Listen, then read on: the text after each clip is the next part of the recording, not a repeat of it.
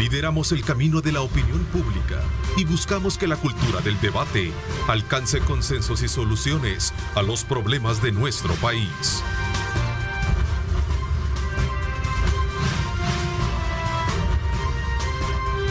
Diálogo con Ernesto López. En esta mañana, en la primera parte, vamos a hacer un análisis de resultados electorales desde la perspectiva del sector comercio en nuestro país. Le doy la más cordial bienvenida al ingeniero Jorge Asbun, presidente de la Cámara de Comercio e Industria de nuestro país. Bienvenido. Gracias por acompañarnos, Jorge. Muchas gracias, Ernesto, por el espacio y por la invitación. Entonces, ese es el camino hacia la verdadera nueva normalidad, que estemos vacunados todos y que pueda haber un distanciamiento social prácticamente inexistente, ¿verdad? Que es mucho de lo que tiene que ver con la falta de movimiento comercial, industrial, el tema también de las escuelas que se anunciaba ayer, va acercando cada vez más a la sociedad a una verdadera nueva normalidad, ¿verdad? Ya post-COVID. Bueno, después de tratar estos temas que sin duda alguna están dentro de ese análisis de costo, de proyección de esta encuesta hecha por las cámaras empresariales de Centroamérica, vamos precisamente ya a conocer detalles de esta misma, ¿verdad? Y quizás nos vamos a ubicar directamente en un plano genérico para caer precisamente en los datos específicos que están relacionados con nuestro país, presidente. Dice, y lo resumo así, el 70% son MIPYMES, según los resultados de la encuesta realizada por FECANCO.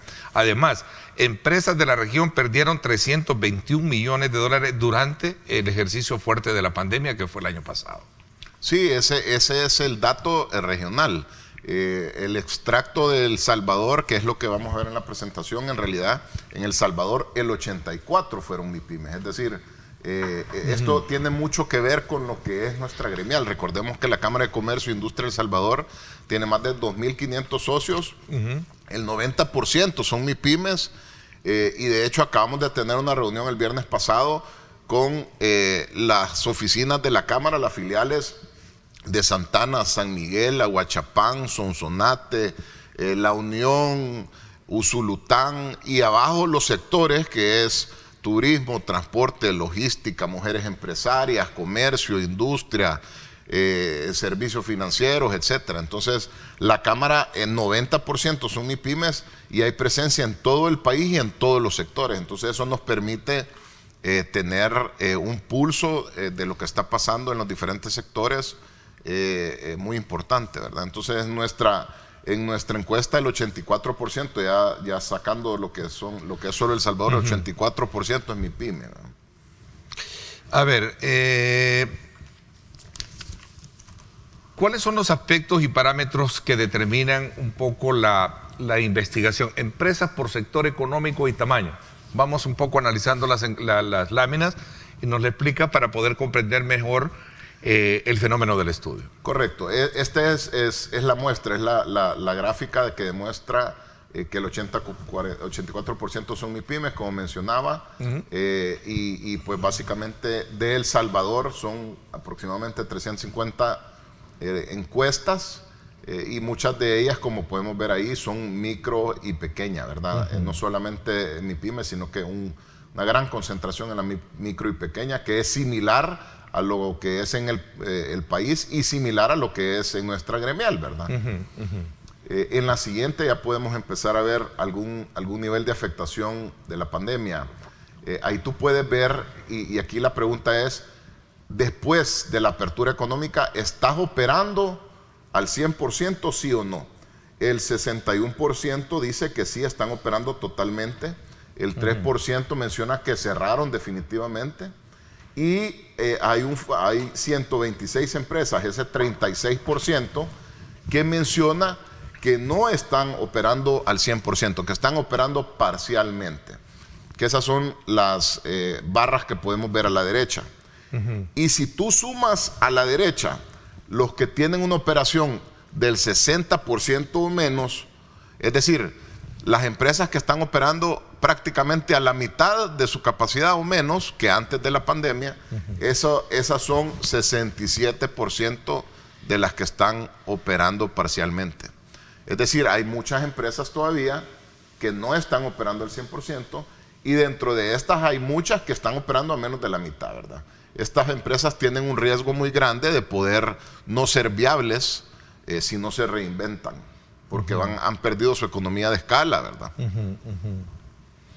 Y este tema que tiene que ver con la reinvención, ¿es factible aún queriendo salir del problema que tenemos? Definitivamente, y en la Cámara hemos hecho más de 130 webinars gratuitos que están ahí en nuestras redes, que van de temas desde mercadeo digital, aprender a vender en línea. Y vamos a ver webinars son, para ubicar a nuestro público, son conferencias, ¿verdad? Conferencias en línea, ¿no? virtuales, que ¿verdad? puedes ver en las redes de camarasal.com, etcétera.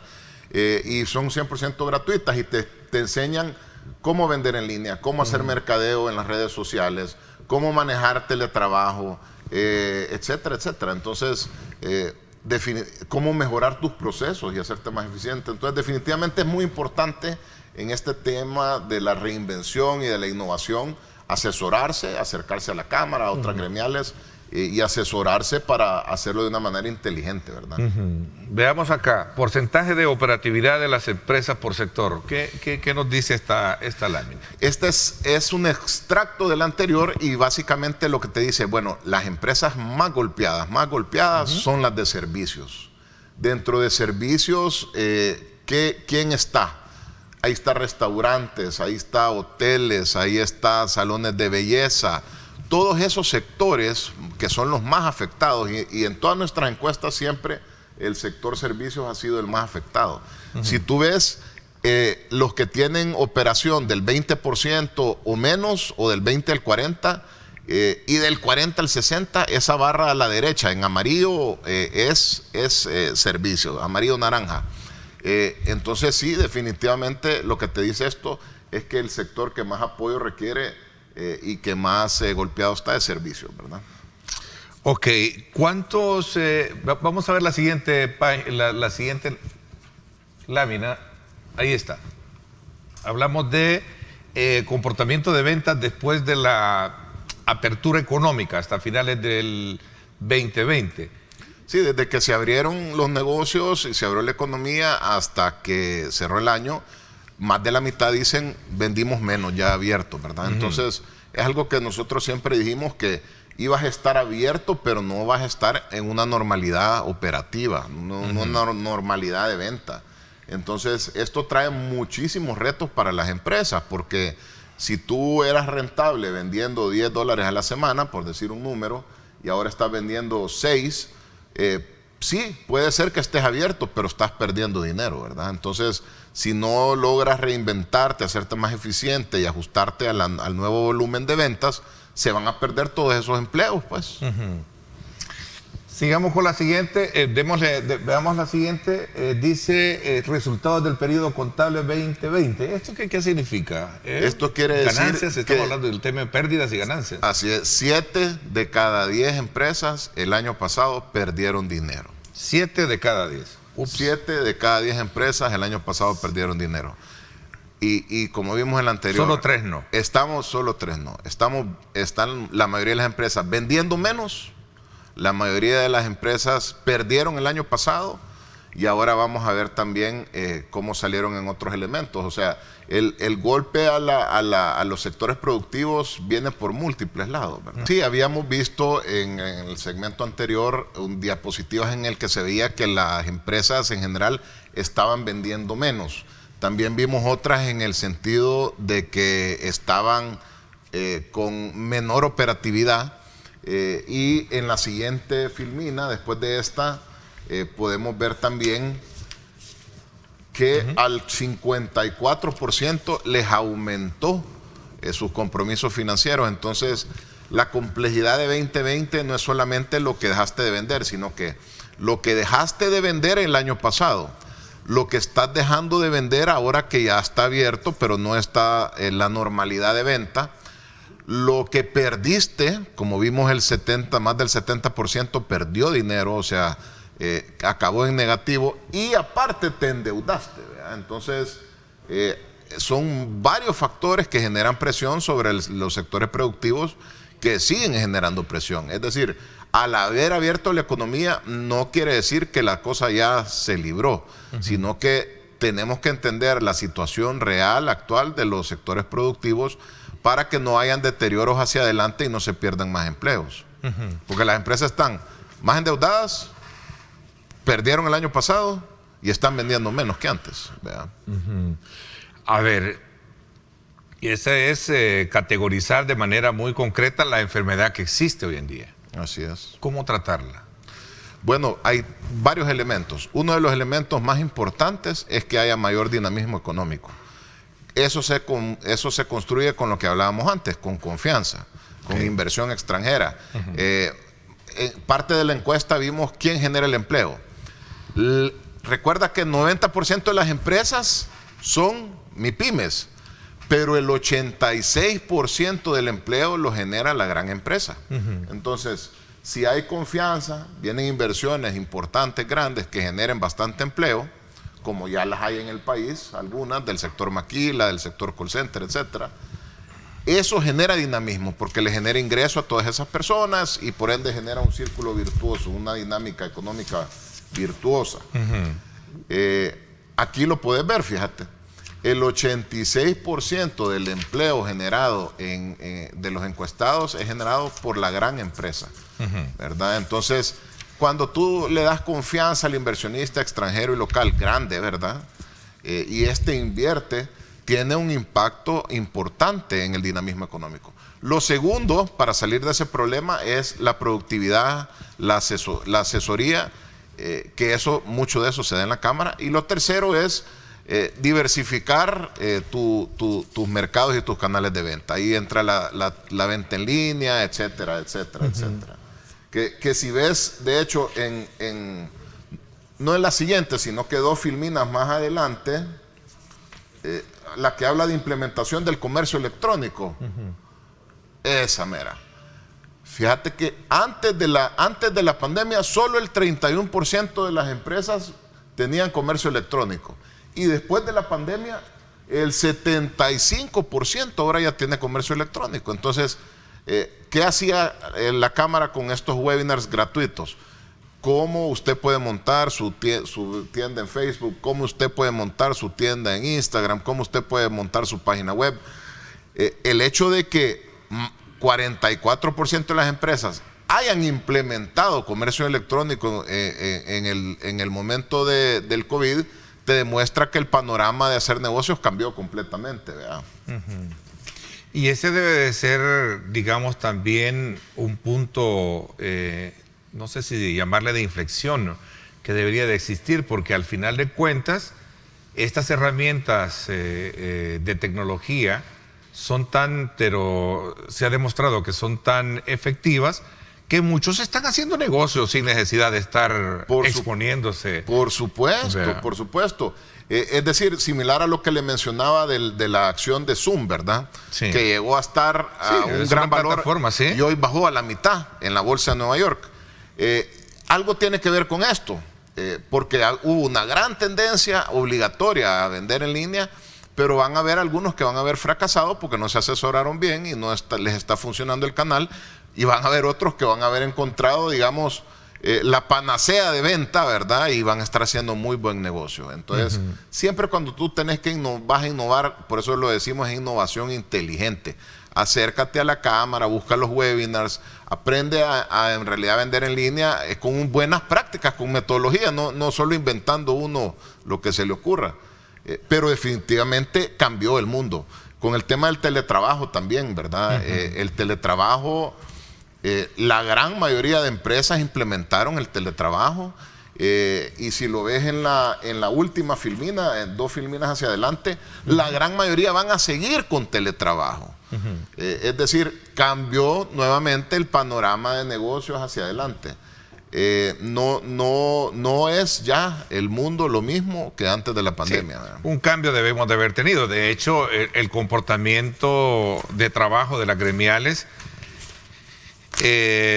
no escapa a ello. ¿Y qué quiero decir con este comentario? Jorge, usted acaba de ser reelecto presidente de la Cámara para un periodo más. Así es. Viene de un periodo complicado con lo de la pandemia, acostumbrado a las directrices emanadas de un Congreso que incluso ya en los próximos 2 meses, mes y medio, estaría cambiando y trabajando con otra modalidad de Congreso salvadoreño. Sí, es correcto. Y de hecho, nosotros lo que siempre hemos buscado es que haya apertura para escuchar las propuestas en lo que tiene que ver con política pública. Sí. Porque te voy a dar un ejemplo. Del cúmulo de negocios en el país, el 90%, casi el 90% son informales. Es decir, tenemos un sistema fiscal tan complejo que es excluyente y hace que el 90% de la economía, casi el 90%, sea informal. Esto es terrible. Vamos a nuestra segunda parte del programa y voy a presentarles y tener el gusto de conocer a la teniente y doctora Carla Edith Trigueros. Ella es la asesora médica del Comando de Sanidad Militar y actualmente asesora del Plan de Distribución Territorial de la vacuna COVID-19. Me da muchísimo gusto tenerla acá y sabemos que han dado precisamente en muchos medios de comunicación e impresiona ver hoy en el contexto reciente de la conmemoración del Día Nacional e Internacional de la Mujer, vestida de militar, hablándonos de su liderazgo profesional. Gracias, muy buenos días, muchísimas gracias por que me reciben acá. Sí, realmente es algo impactante, me lo han dicho ya varias ocasiones en esta semana, pero pues dentro de todo es lo mismo, estamos con las mismas capacidades las mujeres de poder liderar cualquier reto que se nos ponga enfrente. Yo le preguntaba, lo voy a confesar aquí abiertamente, cuando entró, ¿cómo le llamo? ¿Teniente o doctora? Ambas está bien. Cuénteme su rol. Bueno, en primer lugar, reconociendo en el contexto de lo que recién pues, se conmemoraba a nivel mundial, pues el ímpetu de su trabajo profesional al frente. Cuéntenos un poco, digamos, ¿a qué se dedica? Es asesora del Plan de Distribución Territorial de la vacuna COVID-19. Sí, estamos trabajando en conjunto con el Ministerio de Salud y otros ministerios, otras carteras de Estado, para poder distribuir de una manera rápida y eficaz la vacuna a nivel nacional. ¿En qué consiste todo esto? Cuéntenos. Bueno, pues se creó un plan de logística diseñado especialmente, planificado con muchísimo tiempo, con mucha anterioridad, entre muchos aspectos, de poder proteger la vacuna primero, que llegue siempre dentro de la cadena de frío. Creo que ha sido como ya muy usual esa palabra de la cadena de frío de la vacuna, porque sabemos que debe de mantener una temperatura específica. Entonces, uno de los primeros causales que hacemos es que la vacuna se mantenga a la temperatura que debe de estar. Luego, poder protegerla que llegue a los destinos. Es decir, hay presencia siempre de Fuerza Armada en coordinación con la Policía Nacional Civil, cuidando los convoy para que esta vacuna llegue en perfecto estado hacia donde debe de llegar. Y toda esta logística, me imagino que no es fácil, sobre todo por la parte de la infraestructura móvil. Es decir, se necesitan las condiciones que de traslado no pierdan ese estándar digamos, de clima, ¿no? Por supuesto, eso es importantísimo, pero realmente en El Salvador estamos preparados para eso y tenemos los vehículos con todas las adecuaciones para que se puedan transportar a la temperatura que deben de ir. A ver, doctora, le voy a decir, doctora. Sí, porque la teniente y doctora, no sé. Viene este día, entiendo, un segundo lote, ¿no? Llegan 33.600 vacunas anti-COVID. Así es. Siempre bajo esta misma modalidad de clima. Sí. No sé cómo es que le llaman. Es la temperatura. De temperatura, la temperatura, ¿no? la que debe de venir. Sí, viene este día 33.600 en efecto.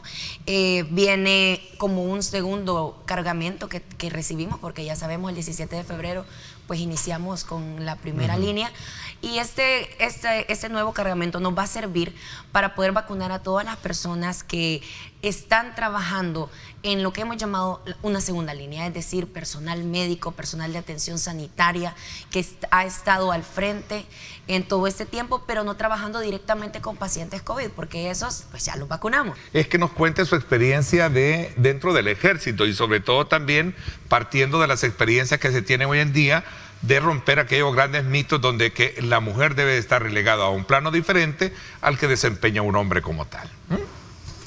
Pues a ver, ¿cómo ha sido su experiencia?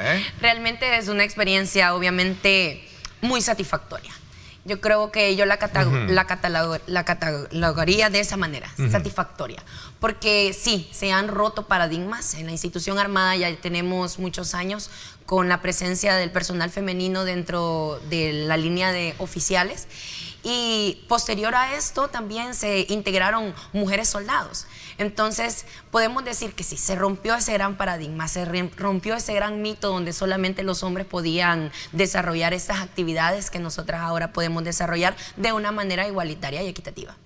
Ahora, ¿cómo usted de alguna manera en el contexto de lo que fue la recién conmemoración del Día Nacional e Internacional de la Mujer, cómo valora usted todo el discurso y la política que se promueve? Hay dos ángulos, uno del valor real que debe de tener en el estrato social, económico, político, militar, la mujer versus precisamente a esa demanda que en algún momento no deja de distorsionar, como lo que se vio hoy en día, y que trajo consigo, digamos, problemas, por ejemplo, del caso de estos youtubers que en algún momento vociferaron contra algunas diputadas y mujeres, así como también un representante de un partido, del Partido Arena, dentro de la Junta Electoral que estaban en el escrutinio.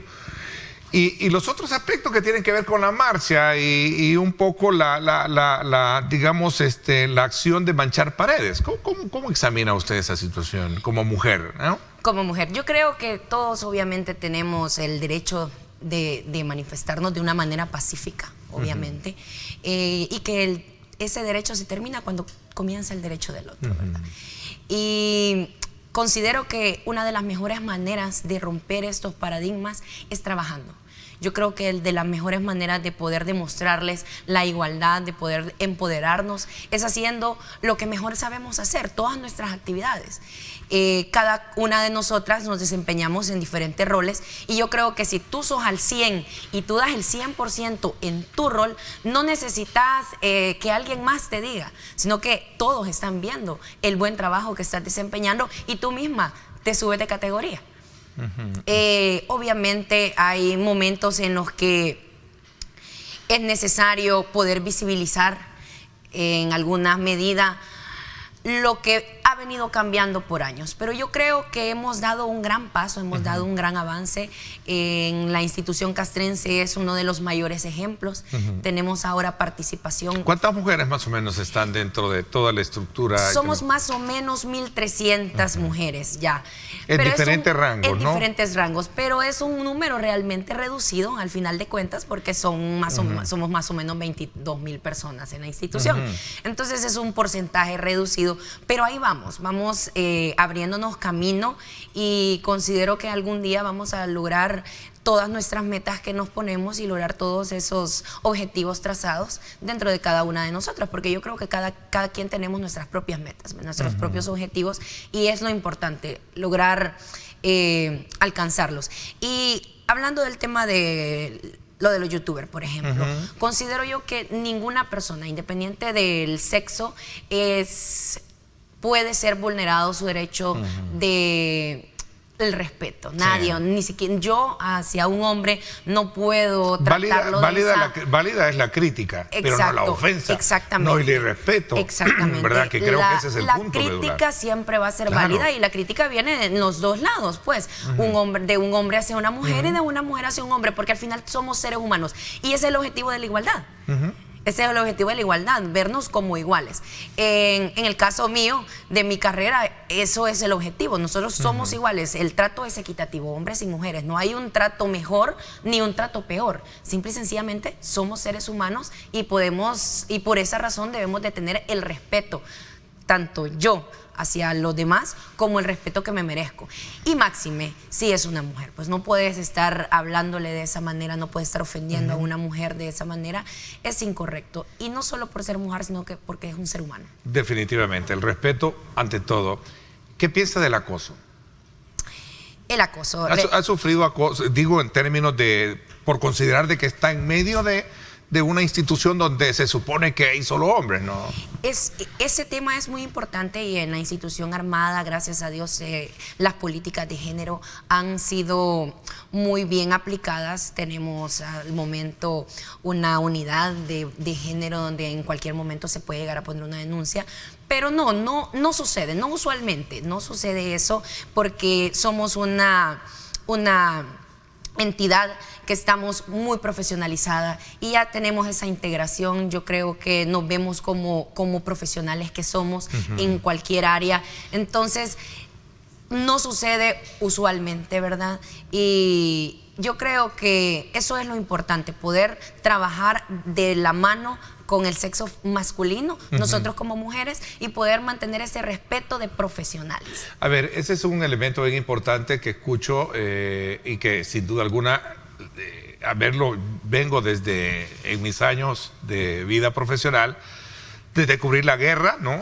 Y se hablaba mucho del tema de la modernización de la institución, ¿no? Y esto es el reflejo de la modernización. Yo creo que sí, eso es parte de la modernización, es parte de la modernización de la institución, porque ahora podemos incluir diferentes puntos de vista. Uno de los puntos importantes de la inclusión de las mujeres en la institución es que tú y yo podemos estar viendo hacia el mismo lado y obviamente vamos a poner nuestro interés en lugares diferentes y obviamente eso va a hacer que demos ideas diferentes y razonamientos diferentes, y eso es lo importante de la integración, porque nosotras las mujeres vemos las cosas de otro punto de vista y entonces obviamente tu punto de vista más mi punto de vista, eso va a ser un más, va a sumar en lugar de restar. Entonces, eso es parte de la integración de las mujeres. El estar dentro de una estructura militar, ¿le hace a usted cambiar, digamos, su actitud como mujer, como madre, como lo sutil que uno puede considerar que puede verse en una mujer? Pues yo considero que no, y creo que es evidente que no. ¿Sí?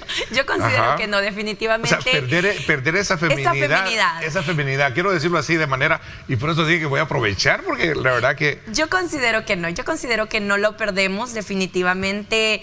Obviamente mantenemos esa línea de disciplina, mantenemos una línea de orden jerárquico en todo sentido, o sea, hacia arriba y hacia abajo, ¿verdad? Porque tenemos superiores y tenemos subalternos, y siempre y cuando tú te portes de la manera profesional, no necesitas andar poniendo voz de hombre o algo por el estilo. Considero que no, sino que el profesionalismo que nosotras utilizamos para el desempeño de nuestras actividades, eso es lo importante. Desde los 16 años, según en la biografía que yo tengo acá, usted estaba interesada en entrar a la vida castrense, ¿no? Sí, yo salí de bachillerato de 16 años, bastante joven, y desde esa edad ingresé a la escuela militar y pues ya casi 15 años de estar en la carrera militar. Sí, yo sé que es como, siempre me dicen tan joven, sí, pero como entré joven, ya tengo casi 15 años de carrera militar. Y aparte de eso, es médico. También soy médico.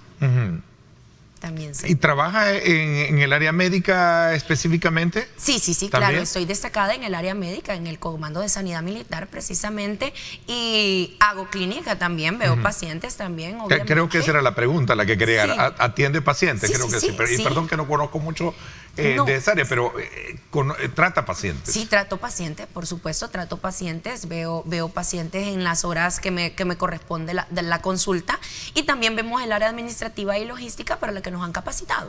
Entonces, tenemos esas características de dualidad, de poder realizar ambas actividades, y particularmente, pues eso me hace sentir muy orgullosa de todo lo que se ha adquirido. ¿El ser militar no le hace perder lo femenino de mujer? No, definitivamente no. Considero que eso no se pierde por la carrera en sí, pues ya cada una de nosotras tenemos nuestra particularidad, por supuesto, ¿verdad? Y sobre todo lo que decía yo al principio, perdón, lo que usted me mencionaba y lo que al final pues yo también recalcaba, que la institución ha logrado establecer ese canon de modernización, de incorporar mujeres, para verla desde el punto de vista más en su carácter profesional, Por más allá de supuesto. lo que hasta esta fecha creo que ya se ha roto bastante, esos paradigmas de discriminación, de que la mujer debe de estar en casa y no debe desarrollar una labor tan importante como Si la no, que... acá estamos. Si no, ahí estuviera. Así es. Aquí estoy. Confieso que ha sido un placer conocerla,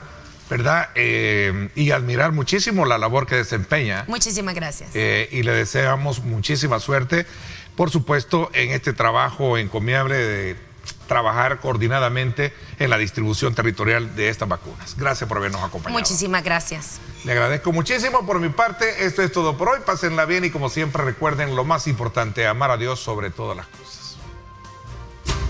Lideramos el camino de la opinión pública y buscamos que la cultura del debate alcance consensos y soluciones a los problemas de nuestro país.